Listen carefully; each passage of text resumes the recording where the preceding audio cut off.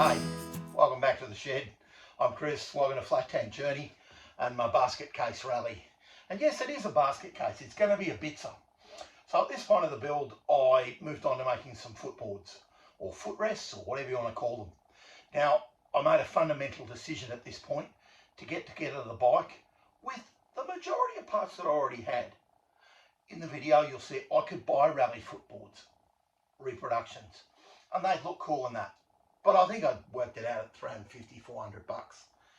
And I had a set of repop aluminium ones here in the shed. Look, enjoy the video. If you've got any constructive ideas on the footrests and those sorts of things, let out a shout. Have fun. Bit hard to see, but I've been thinking about the footrests on the Raleigh, and I've got a piece of 9/16 bar going through where they go. So they mount there. I believe that you can have footrests or footboards. I'm not really sure which way to go. I don't have Raleigh footboards, but I have some repop cast aluminium footboards that I really like. They're undrilled, so I could drill them and I could mount them to the bike. They go basically there. I can buy Raleigh footboards, but they're about £150 plus postage. They'll be a couple of £100 or $350 by the time they get here. I'm a bit loath to do that at this point. I'm thinking that I'll just drill these footboards and mount them to the bike the way they are. The front is a little bit of a quandary. On footboard models, they have a slightly different front engine mount with a tab on the bottom. And I've been thinking about that and thinking about whether I can just add a tab on to and bolt them into here. I'll think about that. I could get the front engine mount plates cut out again, or not cut out again, get another set cut out and just alter them. So we'll see. These are the recast footboards I had. Actually really clean. Well, they're dirty, but they're a really clean casting. I don't know what they are. They're blanks. 30, 40 bucks at the Ballarat swap meet years ago. I should have bought two sets. There was two sets there and I didn't. So I've started out by drilling out 9/16 holes for the 9/16 rod that goes through the frame where the footrests mount. And that's really cool. I'm happy to mount these without damaging the frame, and maybe when I've got a few more bucks in the bank or a set of Raleigh ones comes along, I'll have a crack at that. But for now, I'm really pleased with these alloy ones that are period correct and will fit up really nicely. So I'm going to drill this other one, then I'm going to offer them up to the bike and see what they look like and see if I can get some sort of vibe of where they sit. Second one's drilled out. Here's the setup I used over here on the mill drill. Excuse the fan running in the background, it's a bit warm. So I drilled a pilot hole first. I don't know, the pilot hole's about 7 or 8 mil. It's an imperial bit. And then I enlarged the hole. I've got a little level sitting on top of the footrest, trying to hold it basically flat. I've got a parallel behind the setup, clamping into the front of the footrest, trying to keep it parallel that way too. It's actually quite difficult. Of course, it's rough cast. The castings are not perfect. Somebody's made this at home, I suspect, or somebody got them recast in a foundry. They're not perfect, but they've come out pretty well. The first one, I bored the holes to 9/16 for 9/16 rod, and they're just too tight a fit. So I've enlarged those holes to 15 mil, so I've enlarged them by about 0.6, 0.7, and that'll allow for imperfections in the shaft that I'm using. I got some 9/16 shaft, which goes through where the foot pegs might have been, or where the rear mount for the footboards go. It appears the only difference between the foot peg model and the footrest model is the front mount just underneath where the magneto goes. So I got 2 pieces of 9/16 shaft, and off camera, because I was actually having a bad day and I thought, oh, I really can't face this, I put cycle thread on them, 9/16, and that went really well. Just used a little die wrench and a 9/16 die, obviously. It went really well. I started the thread in the lathe, bringing the tailstock up to hold the die square against the shaft. I've had some trouble doing it by hand, that the thread gets off center and then it cuts off center. Weirdly, it doesn't run, you know, parallel to the shaft. So they cut really well. I then made 4 nuts, again starting the tap in the lathe. They went really well. The 4th nut is slightly, there's been drift in the drill and it's ended up slightly off center. I can live with it. I got impatient and drilled the depth of 4 nuts at once, and then parted them off one at a time, facing and putting a little chamfer on the front. So the 4th nut is ever so slightly off center because your drill bit wanders as it gets deeper. They've all gone really well. Of course, I've drilled out the footboards, and that went well too. They all go through, and that works really well. So it's been a longish project, but a successful one so far. I'm going to start putting this together, and then I'll bring you back and show you what I'm up to. This all goes together relatively easily. Should have shown you. So I'll put a nut on the end, and it's just easier to do one side at once. Then I've got some thin walled tubing that I just got at the hardware store, and it's just bigger than 9/16 inside. Could be 5/8. It's only just bigger, to use as a spacer, and I'm going to tighten up against it so that it holds it nice and neat. Now I've arbitrarily decided it's 6 inches from the mounting point of the footboard to the front.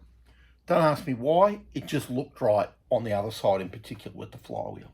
I'm going to shoot around the other side and get the other footboard on and see if I can tighten up a nut. So here's where the 9/16 shaft comes through, just clears the flywheel, amazing. So does the spacer, does not touch the flywheel, but is so close, it's not funny. Footrest goes on when you can find the dang hole. You need to hold the other end, and then it'll screw on. This nut was giving me a bit of trouble. Yeah, I think it's the nut. So I'm just gonna run the tap down the nut again. You can end up, when you're cleaning up the nuts, with little burrs on them. And you can also cross thread nuts really carefully. But once you get them running on the tap again,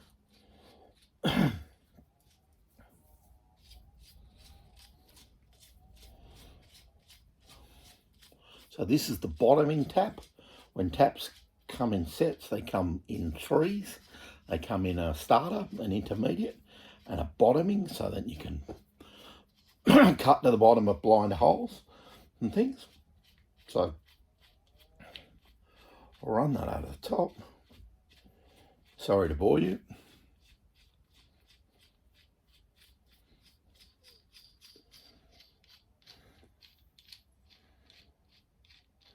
Now hopefully that's cleaned that thread up enough that I can just get it on.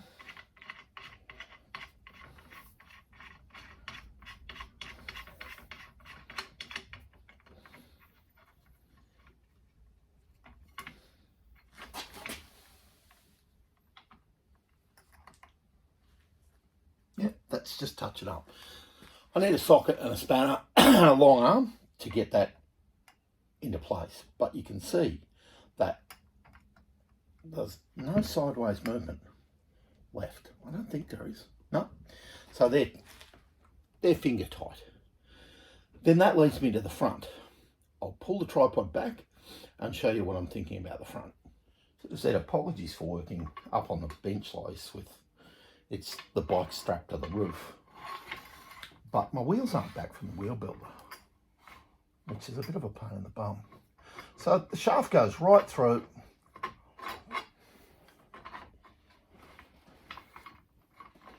And goes right through. You just have to get it in the right place. There it goes. So I've left the threads long here so that I've got room to play with it. Truth be told, I measured it wrong to begin with and ended up with the shaft too long and the thread's not long enough. The nuts have only just got clearance. Would have to be done up with a spanner because they're 1 inch and I wanted them as big as possible. I may have to remake them and make them smaller if I don't get it. So it appears from all the pictures I can see that the footrests on the footrest model simply have a lug on the bottom of the magneto mount, which is on the front engine mount. Now I need to either mount a tab off the bottom, weld a tab on the bottom, or get new engine plates made. I'm going to try a tab that I mount in there myself and that bolts in with the magneto platform before I do anything drastic. But I can always get front engine plates made and it'll cost, $80. We'll see how we go. The advantage of buying a lot of steel is that you have leftovers. So here's some leftover that I had from the torpedo, and I shouldn't be touching that bit of swarf because I'll cut myself. This is still a bit hot, but this looks like it's 5mm or 6mm, and I've cut 2 inches by 2 inches because I think it's actually 2 inches wide, not 50mm. So I've cut a 2-inch square piece. I'm going to clean this up with a flap disc, and then I'm going to think about how it might fit in here and what can I do about it and getting it together. Anyway, clean this up and get the swarf off before I cut myself. Here's what the front mount of the footrest might look like. It's not too bad. They're just square plates. That's that 2-inch square, and I've put 2 holes in the top and the 9/16, or I actually went to 15mm to allow a little clearance. It's got a little play in it, but I haven't tightened anything up. It's just all hand tight. I'll show you how all this goes together. I've put the other one on the other side and I've got the rear setup ready to go. So I'll put you on the tripod and let you have a look at all this. I've had a bit of a tidy up on the bench. So hopefully I can show you all this that goes through. So that's the 9/16 shaft going through. And then here's these metal spaces. They could be a bit soft, I'm not sure. And it goes through when you line up the hole correctly. I've put a spacer in the middle of these little dropouts so that the sideways pressure of the shaft doesn't act on. The threaded rods comes through, and the next piece of tubing goes on. It's as easy as that. When this is tight and this is tight, I think it'll all be okay. The sideways pressure is pushing in on these two, and it's actually on that piece in the middle. And then these 2 1/4-inch bolts are holding it to the engine mount. I think it's a reasonable solution. Come around this side and we'll have a bit more of a look. This is the flywheel side of the bike, obviously. The flywheel's on and the clutch is on. I'm really pleased I put both those on, mainly to work out the flywheel. Still amazed by that. This goes over and this goes over and they slide up when you jiggle them about a bit.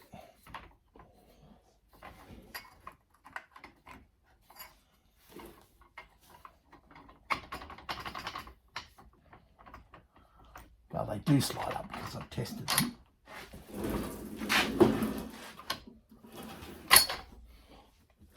Time for a hammer. So just a brass-headed hammer. You've got to keep in mind you're lining up 5 spaces, 2 shafts in the back and the front of the bike. So sometimes it needs a little bit of encouragement. So here's these nuts. Now I made all this. I did have to relieve the bottom of the footrest just a slip with the flap disc to get the nuts to turn. I could have made smaller nuts, but I didn't want to. I wanted the nuts to be as big as possible. So they've got an ID of 9/16 and an outside of 1 inch. And there's just enough room to turn them if everything's in the right place. And I mean just enough. So I just get always finger tight. Excuse me as I scoot around on a stool. And there it is. That's kind of it. That's proof of concept. It needs tightened up, but it kind of works. Now these metal sleeves are just metal pipe I bought at the hardware store. Not particularly thick walled. I'm a little cautious about that, but I think when I tighten it all up, we'll see how it goes. So I've sent the magneto away to be rebuilt. It did spark when you put the slip ring in, because the slip ring was out of the magneto. We don't know why. But there's no point. An engine builder who's a good guy, and I trust this, old magnetos will throw a spark, but not for long, so don't bother. He disassembled it. He sent the armature away, or the copper bit in the middle, to be rewound. And, you know, we'll be a few $100 in, but we'll get back a magneto that'll throw a spark and the thing will go, and it'll be good. I'm pretty pleased with those and going to call them a victory. I'll get you off the tripod and walk you around and show you what they look like. Now keep in mind all this needs tightened up and tidied up. So here's the little brackets I made, and you can see where I've marked where I might take that out with a flap disc and round off the front. And of course they need painted. In the end, I don't think you'll see them. So here's the front view of the flywheel side, and it looks nice and neat. And it's all neat because those little sleeves make it that way. The sleeves also allow the pressure for sideways tightening up. The nuts, I've got them reasonably close to the end. This one's just over. You can see the clearance in there to the flywheel is 3/5 of nothing, but it does have clearance. Here's the footrest from behind. I think they look really good. What are they like when you get wheels on it, and what's the angle like? I'm not sure. So you can see down the edge of the bike, you can see we've got plenty of room to the clutch and the flywheel, so we can get our feet away from it, and that's pretty good. The brake pedal I haven't fitted, so that'll be interesting. You can see the chrome spaces, or that pipe with whatever sort of coating it is. Coming around this side, you can see that the nut tightens up and tightens up. The front's a bit of a flusher fit than the back. It's very clean going into here, where all of that goes. None of this is tight and none of it's been tidied up. Here's the front. I think the front looks really clean. In between the engine mounts is a spacer. This is what provides the sideways strength. A little bit messy with all of these bolts in there, but I'm not sure who's going to see it besides me. A little bit untidy down the side of the magneto with the 3 bolts, but I think by the time I've got some nice washers on the outside and clean them up, they'll be really good. Here's this side. Fits really well. Everything's good. We've got clearance into the flywheel, just. And back to these brackets, and of course you can see where I've marked out, or I might take to it with a flap disc and round them off. I think it's proof of concept. I'd like to see the bike on its wheels before I go much further. But for now, I'm going to call that good. That was my efforts with Footboards. I'm really pleased with how they come out. As the bike's gone further on, they've still worked. And I was frightened about a few things as I went forward. But, you know, for having literally no money in them other than what I already had in the Footboards, I think they look really super and I'm happy. I've been chiseling away at the front guard and working on it, and I've been doing a lot of other stuff. Hang with me. Today's Easter Sunday. Enjoy your Easter supported by the love of your family and friends. Have a good one. Cheers.